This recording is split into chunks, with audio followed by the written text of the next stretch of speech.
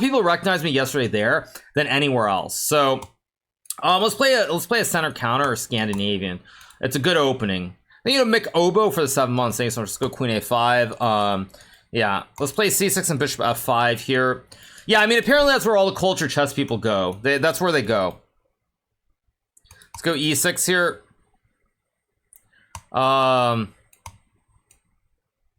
Let's play Knight F6. Just thinking about which line I want to play.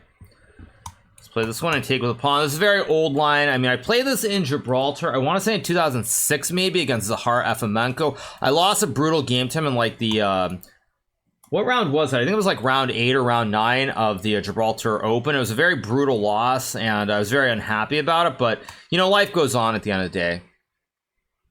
Let's go check. If C3, I'll castle here. A little bit risky castling, but I assume that I'm...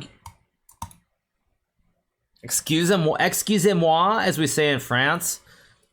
My bro just hung his pawn on A2 for no good reason at all. Now I can play Queen A4 check. If he gets Rook A1, it's a little bit scary. So now I can actually get fancy. Let's get fancy schmancy. Let's do a classic rook lift. Let's start lifting our rooks, bro.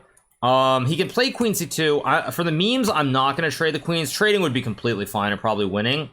But I really want to try to, I want to cheese my man. So let's go Knight B6, Knight A4 ideas. I also have Rook A5 in here. This looks very good for me. Could be wrong. Nodders, indeed.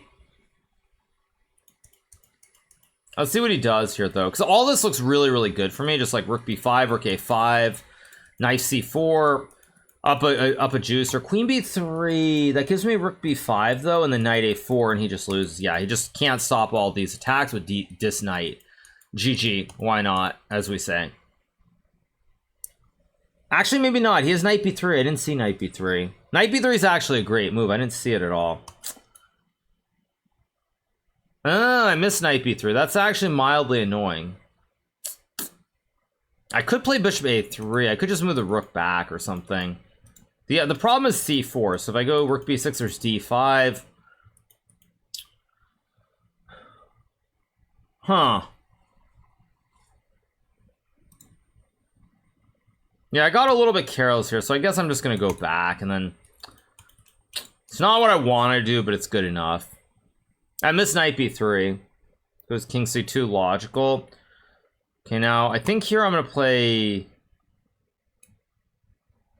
Do I go Queen B5, or do I go, like... I think I go Queen B5 and Queen F5. That's the idea, I assume. Let's go check, and then I have B5.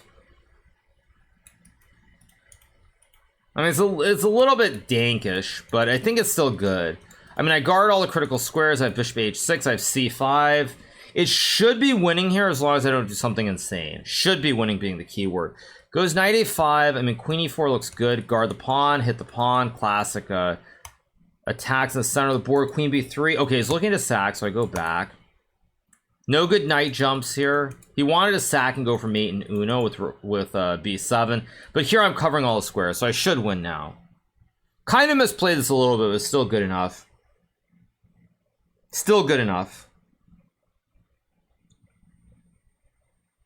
Should be good enough. I don't see any tricks from here. He goes Rook D1. Yeah, now I think I'm just going to trade the bishops right away. Or not. Or should I maybe just go King C7? Because F3 is not a threat. So if I get the bishop to C7, I can also just take the pawn, maybe.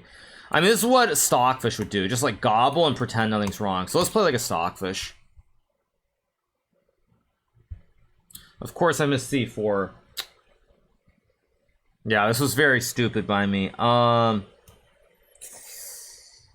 Oof. Okay. Wait, now I have to think for a second.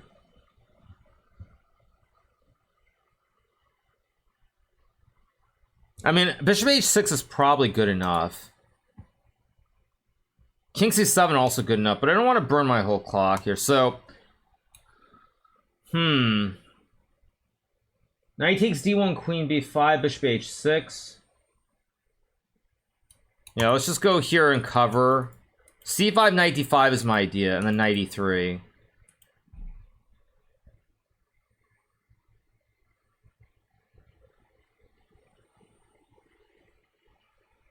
Yeah, I've made a little bit of a mess out of this. It's still very good for me, but I've let this get a little bit messier than it ever should have.